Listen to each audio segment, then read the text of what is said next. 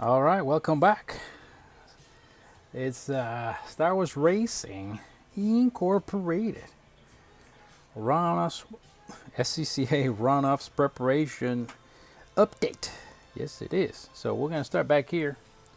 Well, first of all, I want to say hello. Hopefully everybody's doing good. Everybody's doing okay, healthy, right, and safe. So we're going to continue our series of updates. Got some good advice in this particular update for anybody in general. So stay tuned because there's some good info coming up on this one. Besides my preparation for the SCCA National Championship runoffs, it's a wonderful day in Florida. It's nice and hot, just the way I like it, and sunny. So rather have that than snow and stuff like that. So we're thankful, we're blessed for that. So let's go.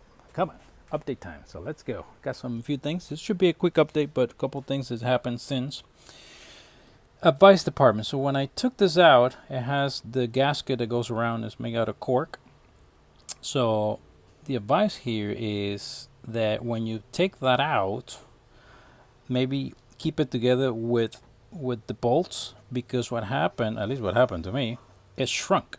So when I went to put it back, since I kind of had it on the side, it just wouldn't fit anymore. Actually, it was an oversized one. It used to come out all the way here almost, and then it shrunk all the way around. So that's the advice. You take out your fuel cell, maybe keep it with the bolts where the gasket is. Just keep it attached to the blue, I guess, so it doesn't shrink. Then I had to buy a new one. I mean, it was an older one, but still, if you're in emergency type stuff, then you don't have a gasket, then that's the way it goes. So keep it with the bolts so it doesn't shrink, all right? And we're not gonna mess around with that. I order a new one. It's gonna get here tomorrow. It's a cheap thing. It's $18, and it's safety, right? So you want to have the full gasket around here. So we're gonna take this off again, and it's a quick job. Just take this off, put the new gasket, put it back on. So advice number one, right there. All right. So on the update stuff, we got some good news. Got my fan for driver comfort, all good to go. Not only that, we also obviously gonna keep using it if it rains or something. We just since I only zip tied it here, then I can turn it towards the window and use it for fresh air to defog the window. I mean the windshield. So really happy with this.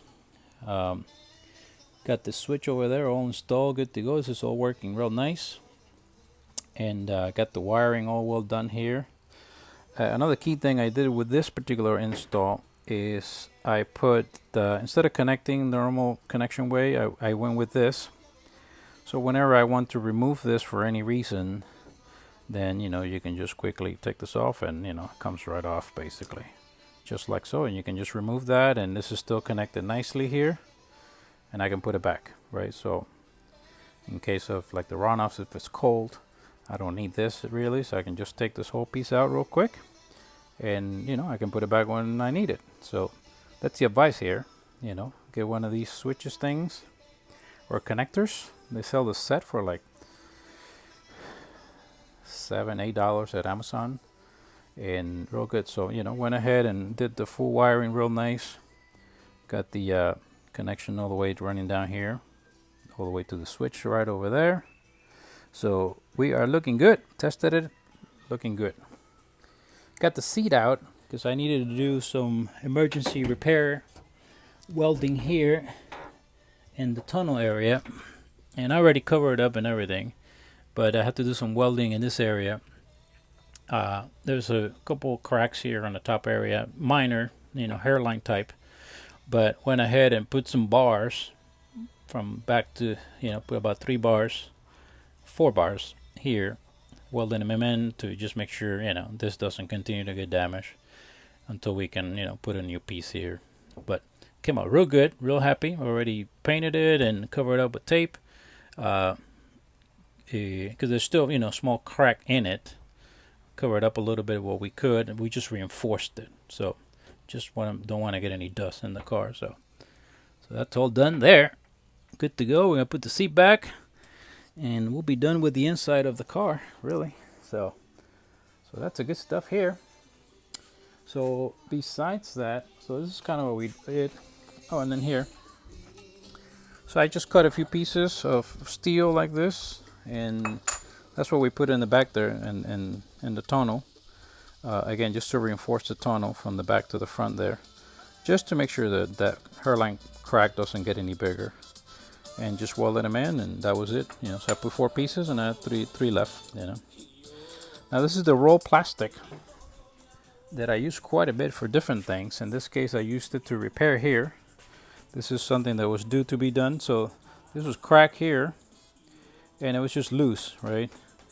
So since this is in the wheel weld, I didn't want to go with any heavier metal or aluminum or anything, just in case, you know.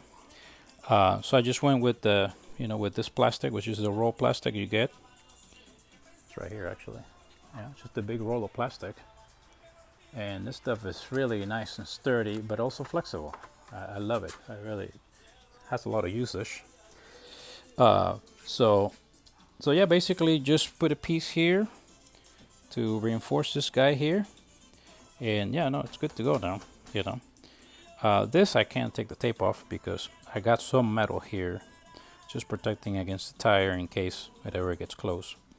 But yeah, this came out good, and it's there to stay. You know, a little ugly, but that's the way it is. This, you know, this I've been hit here in this side. Unfortunately, people have hit me about, you know, twice enough that it damaged me. So budget racing, you gotta fix it as many times as you can so you can get a new one. So I'm not gonna get a new one soon, so gotta fix it. So that's all fixed up.